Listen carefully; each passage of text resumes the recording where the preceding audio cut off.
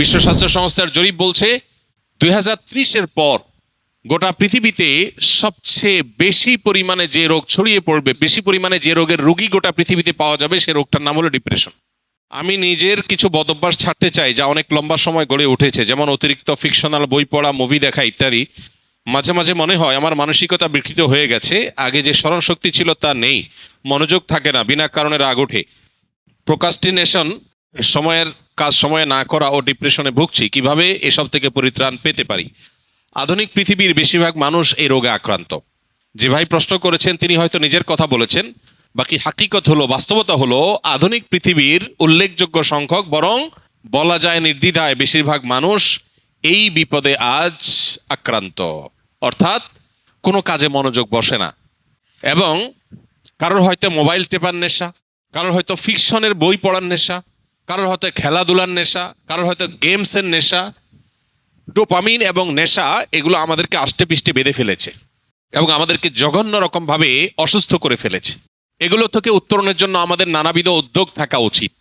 এর মধ্যে সবচেয়ে বড় করণীয় হলো, যেই কোনো কাজ অতিরিক্ত নেশা হয়ে গেলে সেটা ছেড়ে দেওয়া বা সেটা থেকে সরে আসার চেষ্টা এবং সংগ্রাম চালানো দরকার।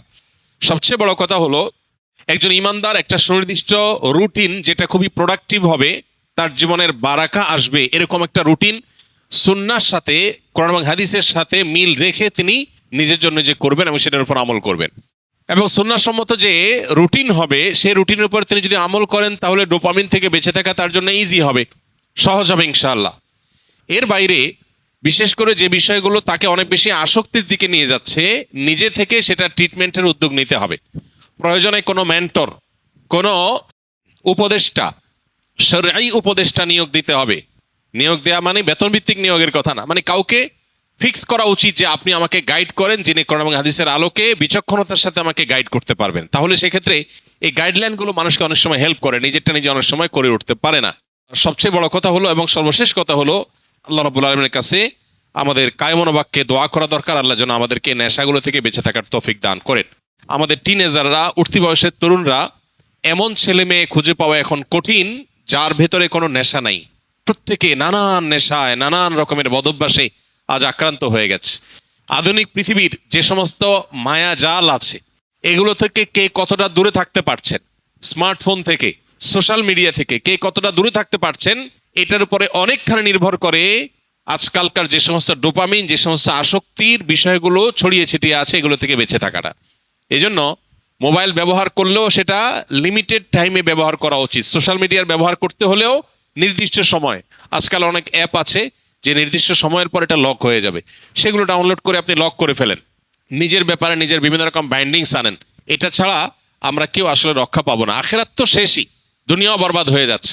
ঘরে ঘরে ডিপ্রেশন। বিশ্ব স্বাস্থ্য সংস্থার জরিপ বলছে 2030-এর পর গোটা পৃথিবীতে সবচেয়ে বেশি পরিমাণে যে রোগ ছড়িয়ে পড়বে, বেশি পরিমাণে যে রোগের রোগী গোটা পৃথিবীতে পাওয়া যাবে, সে রোগটার নাম হলো ডিপ্রেশন। আমরা একদিকে দেখতে পাচ্ছি সুখের উপকরণ, নানাবিধ উপকরণ সুখের, এগুলো দিন দিন বাড়ছে। আবার অপর দিকে দেখতে পাচ্ছি পৃথিবীতে দুঃখী মানুষের সংখ্যা, ডিপ্রেসড মানুষের সংখ্যা, পেরেশান মানুষের সংখ্যা, পরিমাণ দিন দিন বাড়ছে। একদিকে আমরা দেখতে পাচ্ছি একটা চিত্র, সিনারিও, যে সুখের বিভিন্ন আইটেমগুলো বাড়ছে, কতভাবে মানুষকে সুখ দেওয়া যায়, দুনিয়াটাকে জান্নাত বানানোর বা একটা দামি জান্নাত বানানোর একটা চেষ্টা, কসরত আমরা একদিকে দেখতে পাই, যে কোনো ত্রুটি, কোনো কষ্ট যেন না হয় মানুষের, সব স্মুথ।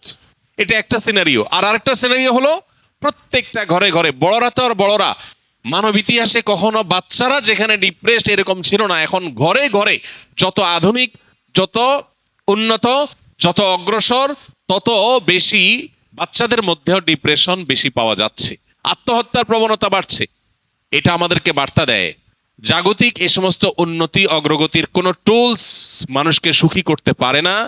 আলা বিজিক্রিল্লাহি তাতমাইন্নুল কুলুব, ঈমান এবং নেকামল ছাড়া, আল্লাহর কাছে আত্মসমর্পণ করা ছাড়া পৃথিবী সুখী হতে পারে না। মানুষ বহু কিছুকে ট্রায়াল করবে, কিন্তু তাকে ব্যাক করতে হবে দিন শেষে ইসলামের দিকে। আল্লাহ তাআলা আমাদেরকে বুঝার তৌফিক দান করুন।